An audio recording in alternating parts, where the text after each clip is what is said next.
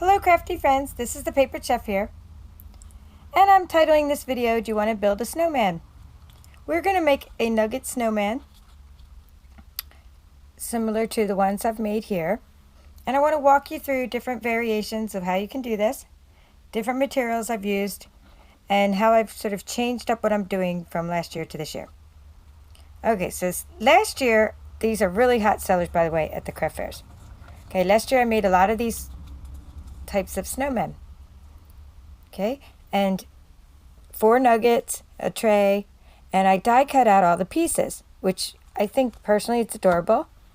Okay, I use the Sizzix Tim Holtz Alterations Assembly Snowman die. Okay, so I used all these pieces for the arms and this scarf and the nose, eyes, or actually I used these for buttons, hat, and everything. And they were very, very time consuming to make. So after Christmas last year, I found a sale online. A friend of mine was selling her this set here, Snow Place, and I said, oh, I could use this. You know, I could use this little snowman face here and the scarf and some of these pieces and build a snowman that way. Okay, so I think I have a lot easier time this year doing these than last year, but I also like parts of what I did last year as well. Okay, so first of all, last year I took just, white cardstock and I cut it into 1 by 3.5 strips to cover my nuggets. I was doing this at my friend's house last Thanksgiving. I was using adhesive and putting them on my nuggets, and she's like, what are you doing? Well, let's use labels. And I was like, what a great idea. Okay, so this year I'm using just labels, mailing labels, 30 per page.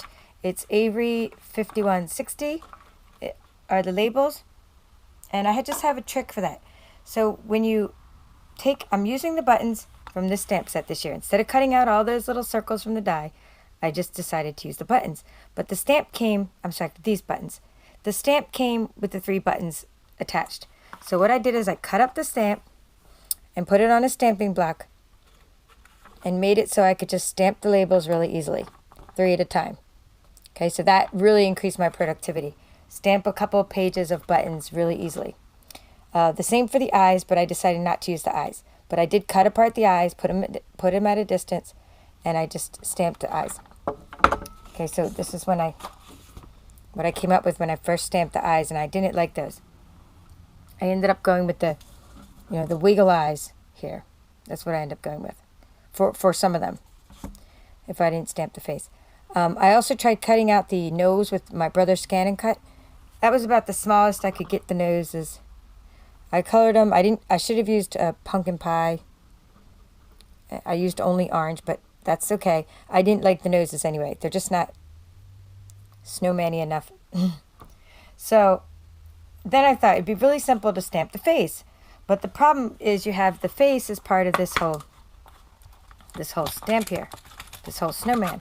So I was trying to mask out the face, and it's really hard to do that because it's so close to the face. So what I did is I just used a stamping marker, a black stamping marker, and I colored in the face, and then I stamped it right onto the label, and then I used only orange to color in the noses. Okay, so that's what I did here. I should use pumpkin pie probably, like I said. That would look more like a carrot. Okay, so just to show you, you start out with 4. If you get a variety pack of nuggets, then you'll have these 4 kinds of nuggets, and it doesn't matter what you start out with. But you're just going to take the face. I sometimes put this one at the top. Sometimes I put it at the bottom, the plain milk chocolate, and you're just going to cover it with a label. Okay, and then you're going to take these other 3 nuggets, and you're going to cover those with buttons. And you're just trying to center the buttons, that's all. Very simple.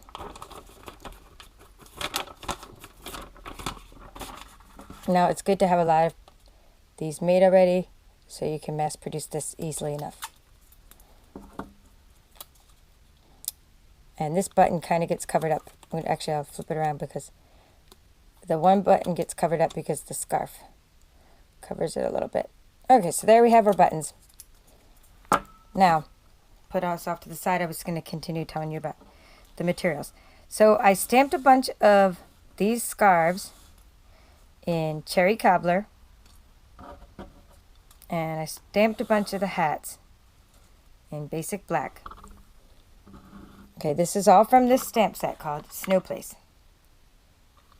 Okay, so I have the pieces I need, and then last year I put the arms down here, and this year when I did it again, my mother said the arms should be up here next to the neck, and that makes sense. So my arms are too low, so then I decided to go with this where the arms are, up here. Okay, so what I did is I prepared some of the scarves. I'm going to show you. I just prepared some by gluing the arms onto the back of the scarf ahead of time. And now when I use a dimensional, I can just add that to my snowman. It makes making this project very easy. Okay, I will have all these dimensions on my blog if I'm speaking a little too fast to follow. I have a tray, which is 2 black cardstock. It's 2 inches wide by 5.5 inches long, and I scored it at 3/8 of an inch on both sides. Okay, so now all I need to do is put a little strip of adhesive onto this tray, because you don't want your nuggets falling out. Even if you're going to put them in a bag later, you still don't want them falling out. Okay, I'm going to use that one for where the scarf goes. Okay, so we're going to start out, just squeeze the sides of your tray a little and put your nugget in there. I had to practice where I placed my stamps, that's why not all my buttons are quite centered, but later they were as I got more done. Okay, so here we are. We have a tray of nuggets, and it's pretty solid. You know, they don't really fall out because of that strip of adhesive. Okay, next I'm going to take a scarf with the arms already attached and take a mini dimensional. I could put the dimensional on the scarf, but it's better to put it on there so it doesn't end up in the gap. So I'm going to put it right on here on the tray. Okay, I got to hold that up so you can see it better. And there is where I'm going to place my scarf. Okay, easy peasy. I've already prepared some hats using this. I have a little pile of holly I've cut out. I cut that out of from this zigzag die, and I used Be Merry Designer Series paper. It's just a garden green. It looked really cute for the holly. Okay, and that's all I did. And I just, put the little piece of holly on each hat using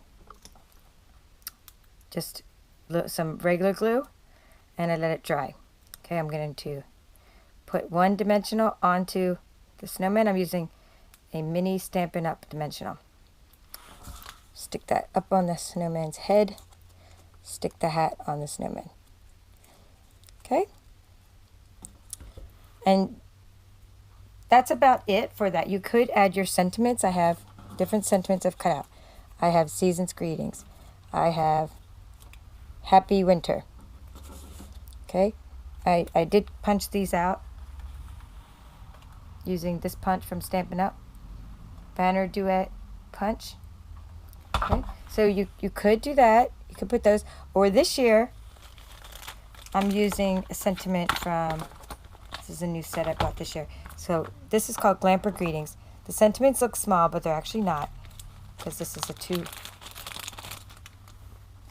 like 2 pages of stamps in there. So they're pretty big, the sentiments. Okay, so I actually put Have a Happy Holiday from this stamp set. See the difference in what it looks like the size would be, but in the actual size. Okay, so that's where I got that greeting from Glamper Greetings. I like Have a Happy Holiday. You can give it to anybody. It covers everybody's holidays, Christmas, New Year's. It covers Hanukkah, Kwanzaa. I mean, we're covered when you say Happy Holiday. Okay, so there you go.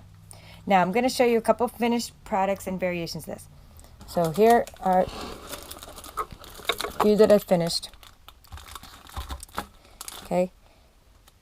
Now in this one I used a 2-inch bag from Stampin' Up! 2-inch cellophane bag. The little arms wouldn't go inside the bag because it wasn't wide enough, so I just put the scarf and the arms outside the bag and the hat. But that was before I found some other bags I had, which are pretzel rod bags, and the scarf and arms went in there perfectly.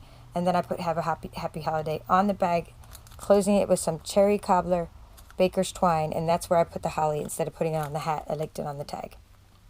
So I think this is probably my favorite so far, as far as a combination of easy to create, where the tag is, where the bag is. It's a combination. I really like this one there. Okay, I also tried using a stick. I just wanted to show you that because I do a lot of prototyping. I found a stick in the parking lot. I said I could put a stick as the snowman's arms, and that just did not work out. So it didn't look like the snowman's arms, but it's a cool way of putting a stick on the outside of the bag is kind of cool.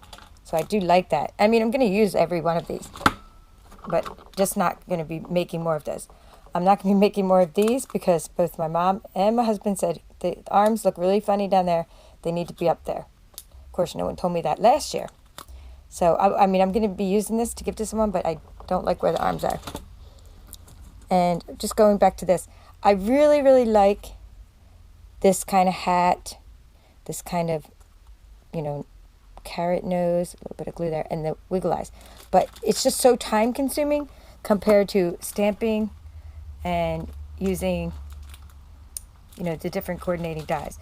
I tried to use, my coordinating dies for this stamp set here, okay, are called Snow Friends. Okay, and they coordinate with the stamps, which is great for cutting out the parts, but it's not great for cutting out the arms, as you can see. I used a bigger arm, but look, it just doesn't. Everyone said it looks like a hand, not a snowman stick. Now, maybe if I would have stamped it first and then cut it out, it would look better. But I wasn't. I needed some brown arms, so in the end, like, these came out the best, just using brown arms. And you can, when you're using a big sty and your big shot, you can actually put like 4 layers of paper or cardstock in there at once and cut out a lot of these at once.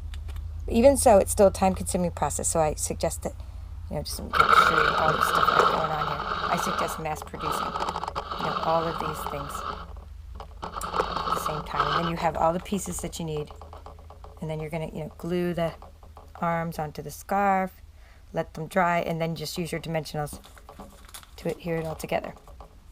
All right, well, I hope you had fun seeing how I build my snowman nugget treats, and I hope you got lots of ideas, and you can use what you have. I know you have Avery labels, mailing labels. Everyone seems to have those. You can cover your nuggets. If you don't have all of the things I have, you can use a black marker, but make sure you let the marker dry onto the label first, because remember, you don't want to get any kind of marker or glue onto food products. So don't use regular glue. If you're going to use a marker, let it dry and then put the label on. Same with your ink. And then finally, I just like to say that I always put, before I sell or even give things away, I always put these little labels on the bottom of my bags. Okay, so we said we're going to build a snowman, so let's finish this off. It contains nuts. Okay, you take that and you put your labels on the bottom of put this on the bottom of your bag. That covers anybody for, like, if they have nut allergies. Okay, let's put this back down. And I'd like to hear from you. Which kind of snowman do you like the best? And what will you do differently? I'd like you to post pictures of how you change this up. I hope you can use this ideas and change it up. And let me know if they sell at your craft fairs or how your friends like them. And please check out my blog for more information, dimensions, and lots of other cool projects. Thank you.